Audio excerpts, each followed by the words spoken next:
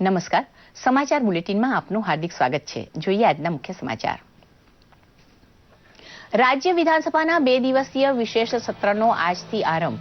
ગાંધીનગર મહાત્મા મંદિર ખાતે વિશેષ સત્ર યોજાયું હોવાથી સલામતી વ્યવસ્થા ચુસ્ત। 2 દિવસીય સત્ર આક્રમક બને તેવા એંધાણ।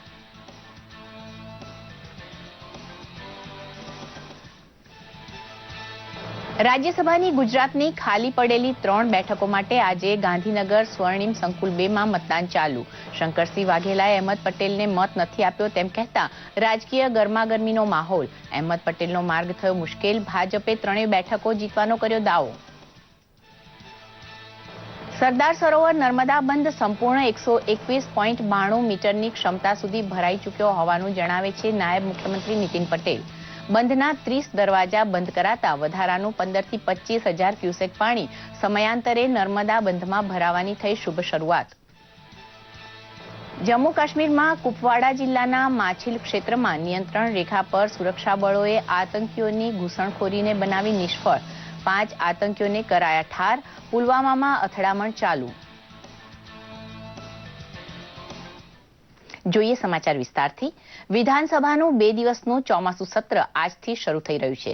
સૌપ્રથમ વખત વિધાનસભાનું સત્ર મહાત્મા મંદિર ખાતે મળી રહ્યું છે, જેના પગલે ચુસ્ત પોલીસ પહેરો ગોઠવાયો છે। આ 2 દિવસનું સત્ર આક્રમક બનવાના એંધાણ છે।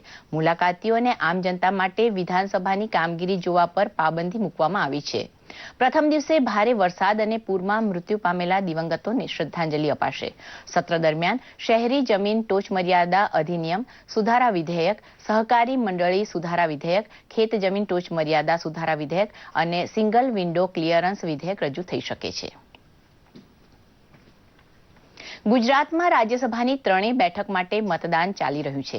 ભાજપે 3 બેઠક માટે ઉમેદવાર ઉભા રાખ્યા છે, જેમાં પક્ષ અધ્યક્ષ અમિત શાહ, કેન્દ્રીય માહિતી અને પ્રસારણ મંત્રી સ્મૃતિ ઈરાની અને કોંગ્રેસમાંથી આવેલા બળવંતસિંહનો સમાવેશ થાય છે, જ્યારે કોંગ્રેસ તરફથી અહેમદ પટેલ ઉમેદવાર છે। મતદાન કર્યા બાદ શંકરસિંહ વાઘેલાએ જણાવ્યું હતું કે તેમણે અહેમદ પટેલને મત આપવાનો ઇનકાર કર્યો છે।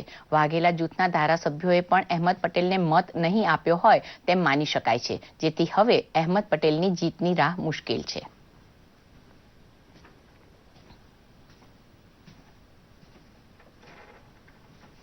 मैंने जो मेरी पुरानी पार्टी कांग्रेस पार्टी को बहुत समझाया था कि आप ऐसा ऐसा करिए, और फिर 31 जुलाई को हमने पार्टी को अपनी ओर से मुक्त किया था। आज पार्टी ने भी कहा कि आप हमारी ओर से मुक्त है, और जब कांग्रेस जीतने वाली है ही नहीं तो हमारा वोट बिना मतलब का कांग्रेस को देने का मतलब नहीं था। इसलिए हमने हमारे अजीज अहमद भाई को वोट नहीं दिया है। मैं ऑनेस्टली, और उसका अफसोस भी है। मेरा जो कोई प्रॉब्लम था उसके बारे में कांग्रेस हाईकमान ने कभी सुना ही नहीं और उसके लिए कोई कार्यवाही नहीं की।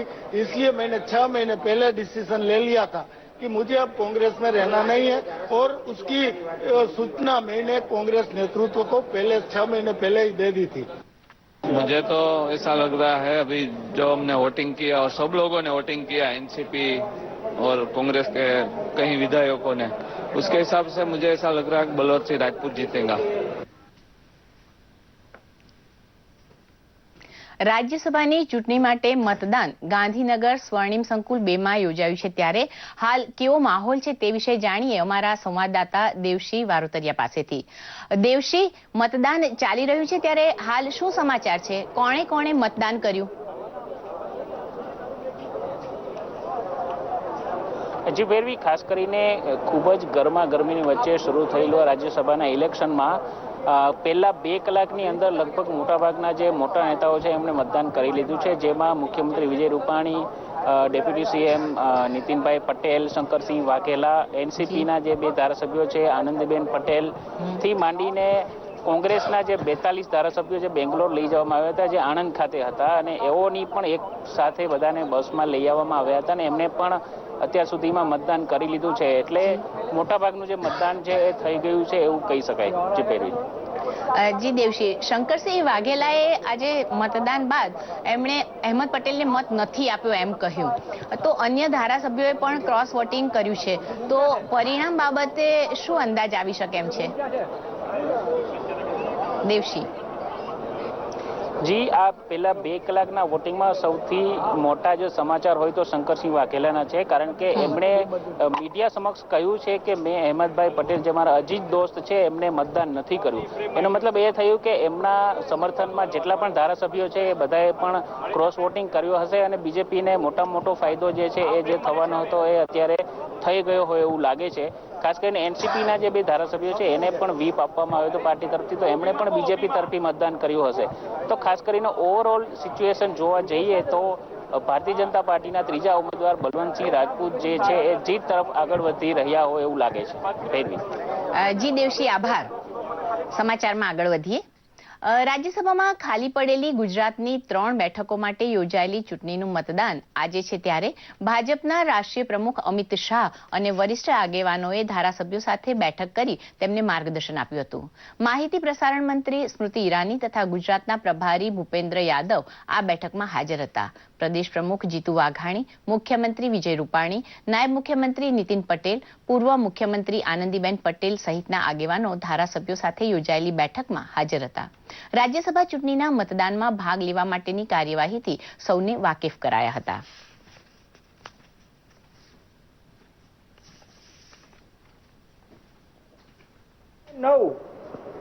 બે દિવસ વિધાનસભાનું સત્ર પણ છે અને રાષ્ટ્રીય અધ્યક્ષ શ્રી અમિતભાઈ શાહનું માર્ગદર્શન મળવાનું છે.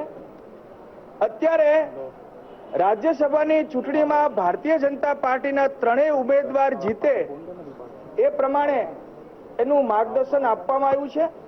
કોંગ્રેસના ધારાસભ્યોને બંધક બનાવવામાં આવ્યા છે, જ્યારે ભારતીય જનતા પાર્ટીના ધારાસભ્યશ્રીઓ અતિવૃષ્ટિમાં સતત લોકસેવામાં કાર્યરત હતા. हमारे तीनों उम्मीदवार बहुत अच्छे मतों से कल जीतने वाले हैं. कांग्रेस के विधायकों ने अपने क्षेत्र को प्राकृतिक आपदा में छोड़कर, लोगों को छोड़कर बेंगलोर के रिजोर्ट में गए और गुजरात में आने के बाद भी कांग्रेस ने घबराहट में आकर के अपने विधायकों को ऐसा बंधक बनाया कि वो अपने परिवार के साथ रक्षाबंधन का त्योहार भी नहीं मना सके. और आज कांग्रेस की जो घबराहट है वो उनके उम्मीदवार श्री अहमद पटेल के बयानों से भी स्पष्ट दिखती है कि वो बुरी तरह घबरा गए हैं.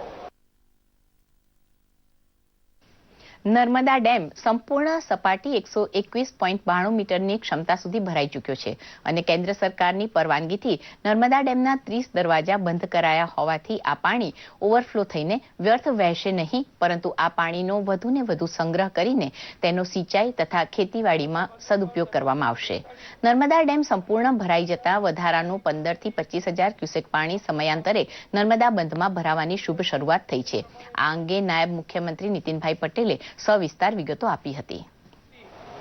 ટૂંક સમયમાં નર્મદા બાંધ 192.21 મીટર સુધી ભરાઈ જશે અને અત્યારે જ અમને સમાચાર મળ્યા છે કે નર્મદા બાંધ 121.92 મીટર સુધી ભરાઈ ચૂક્યો છે અને અત્યારે સારા એવા પ્રમાણમાં 15 થી માંડીને 25,000 ક્યુસેક પાણીની એમાં સમયાંતરે આવક થઈ રહી છે. અને અત્યાર સુધી જે બાંધ આ લેવલે ઉભરાઈ જતો હતો એના બદલે હવે જે દરવાજા આપણે બંધ કર્યા એના કારણે વધારાનું પાણી એ પૂર સ્વરૂપે નીકળી જવાના બદલે નર્મદા બંધમાં ભરાવાની શુભ શરૂઆત થઈ ચૂકી છે. રાષ્ટ્રપતિ રામનાથ કોવિંદને રાખડી બાંધવા માટે સૌરાષ્ટ્રના ગામડે ગામડેથી એકઠી થયેલી કોળી સમાજની બહેનો ગઈકાલે દિલ્હી પહોંચી હતી. રાષ્ટ્રપતિ તરીકેની જવાબદારી સંભાળ્યા અગાઉ શ્રી કોવિંદ કોળી સમાજના રાષ્ટ્રીય આગેવાન તરીકે અવારનવાર ગુજરાત આવતા રહ્યા હોવાથી તેમની સાથે જૂના સંસ્મરણ તાજા કરવા તેમના સમાજની બહેનોને રાષ્ટ્રપતિ ભવનમાં આમંત્રિત કરી હતી અને પોતાની સાદગી અને સહૃદયતાનો પરચો આપ્યો હતો. રાજ્યસભાના સભ્ય શંકરભાઈ વેગડની આગેવાનીમાં 100 બહેનોને ટ્રેન મારફતે દિલ્હી લઈ જવાની વ્યવસ્થા કરવામાં આવી હતી. કોળી સમાજની બહેનો માટે રક્ષાબંધનનો દિવસ રાષ્ટ્રપતિ ભવનમાં ગાળવાનો અવસર જિંદગીભરનું સંભાળણું બની રહેવાનો છે તેવું સૌ કહેતા જણાયા હતા. શ્રાવણ માસના ત્રીજા સોમવારે પ્રથમ જ્યોતિર્લિંગ સોમનાથ ખાતે શિવ ભક્તોનું ઘોડાપુર ઉમટી પડ્યું હતું.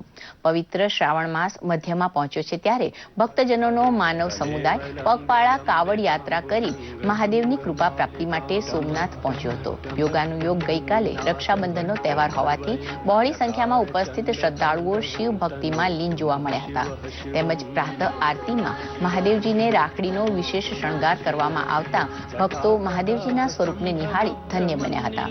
આમ શ્રાવણ માસના ત્રીજા સોમવારે હર હર મહાદેવના નાદ સાથે સમગ્ર વાતાવરણ ગુંજી ઉઠ્યું હતું.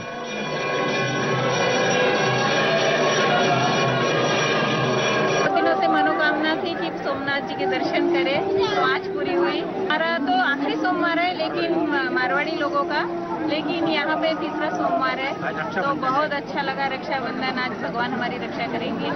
यही मनोकामना पूरी लेके हम. પ્રભાસ પાટણના પ્રસિદ્ધ સોમનાથ મંદિરે ગઈકાલે ચંદ્રગ્રહણ મોક્ષ બાદ વિવિધ તીર્થજળોથી અભિષેક કરવામાં આવ્યો હતો. ચંદ્રગ્રહણનો મધ્યરાત્રિએ મોક્ષ થયા બાદ મોટી સંખ્યામાં શ્રદ્ધાળુઓએ ત્રિવેણી સ્નાન કરી 50કાર યોગ સિદ્ધિ સોમનાથ મહાદેવના દર્શન કરી ધન્યતા અનુભવી હતી. ગઈકાલે સોમવાર હોવા છતાં બપોરે 12 વાગે વેદ સ્પર્શને લઈ મધ્યાહન આરતી બાદ પૂજા વિધિ સ્થગિત કરવામાં આવી હતી. ગઈકાલે વહેલી સવારે શિવભક્તો મંદિરે દર્શનાર્થે ઉમટ્યા હતા. ભગવાનને રક્ષાબંધનની રાખડીનો વિશેષ શૃંગાર કરવામાં આવ્યો હતો. ચંદ્રના દેવ સોમેશ્વરનું આભૂષણથી શણગારેલ શ્વેતાંબર સ્વરૂપના દર્શન કરી ભાવિકો ભાવ વિભોર બન્યા હતા. ચંદ્રગ્રહણ હોવા છતાં મંદિર 22 કલાક ખુલ્લું રાખવામાં આવ્યું હતું. ગઈકાલે સવારે પાલખી યાત્રામાં પણ મોટી સંખ્યામાં શિવભક્તો જોડાયા હતા. શ્રાવણ માસમાં ભક્તો શિવમય બન્યા છે. દ્વારકાના રણમુક્તેશ્વર મહાદેવ મંદિરે શ્રાવણના દરેક સોમવારે મેળો યોજાય છે. ત્રીજા સોમવારે લોકમેળાની સાથે આ વખતે મહાકાલેશ્વર મહાદેવના અદ્ભુત શૃંગાર કરવામાં આવ્યા હતા. મહાકાલ મહાદેવના અવતારના વિવિધ પાસાઓને વર્ણવતી લાઇટિંગ દ્રશ્યો જોઈ શિવ ભક્તો પ્રસન્ન થયા હતા. આ મહાદેવ મંદિરે ગુગળી બ્રાહ્મણો વિવિધ શૃંગાર કરે છે.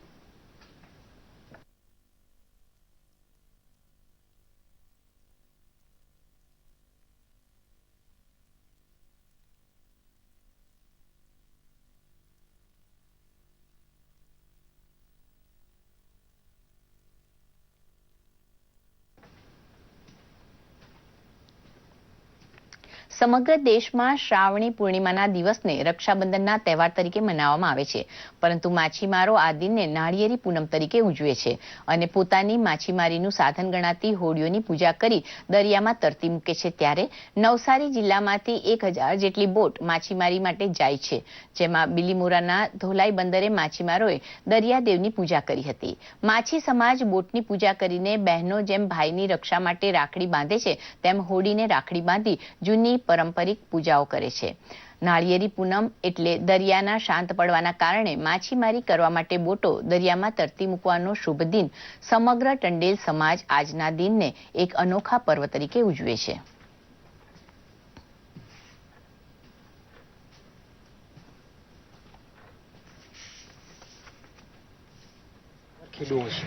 એટલે કે દરિયો ખેડવા જોઈએ, પણ માછીમારો માટે સવિશેષ છે. એટલા માટે કે એમનો વ્યવસાયિક ધંધો રોજગાર એ બધું એના ઉપર જ છે.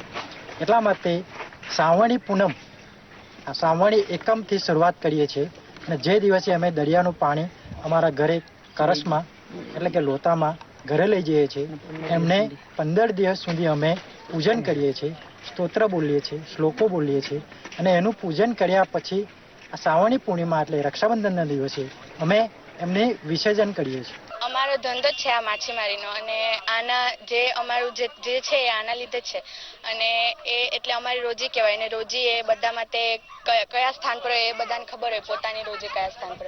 દરિયાનું જે બળ હોય અને એ ભાંગે એટલે કે એમાં જે બોટ હોય એને એ એટલે તરવા અને એમ ફિશિંગ માટે જાય. જમ્મુ કાશ્મીરમાં સેનાએ કુપવાડા જિલ્લાના માછીલ ક્ષેત્રમાં નિયંત્રણ રેખા ઉપર 5 આતંકવાદીઓને ઠાર માર્યા છે અને ઘૂસણખોરીનો પ્રયત્ન નિષ્ફળ બનાવ્યો છે. આતંકવાદી પાસેથી મોટી માત્રામાં હથિયાર કબજે લેવાયા છે. જમ્મુ કાશ્મીરના પુલવામામાં આતંકવાદી અને સેના વચ્ચે અથડામણ ચાલુ છે. આ વિસ્તારમાં 2 થી 3 આતંકીઓ છુપાયા હોવાની ખબર છે.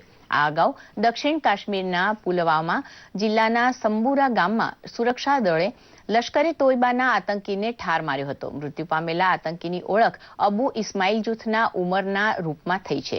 આ વિસ્તારમાં આતંકવાદી છુપાયા હોવાની માહિતીના આધારે સુરક્ષા દળે સંયુક્ત ઓપરેશન હાથ ધર્યું હતું. આ દરમિયાન આતંકીએ સુરક્ષા દળ ઉપર ગોળીબાર શરૂ કર્યો હતો. જવાબી કાર્યવાહીમાં સુરક્ષા દળે આતંકીને ઠાર માર્યો હતો. અને આ સાથે સમાચાર બુલેટિન સમાપ્ત થયા. નમસ્કાર.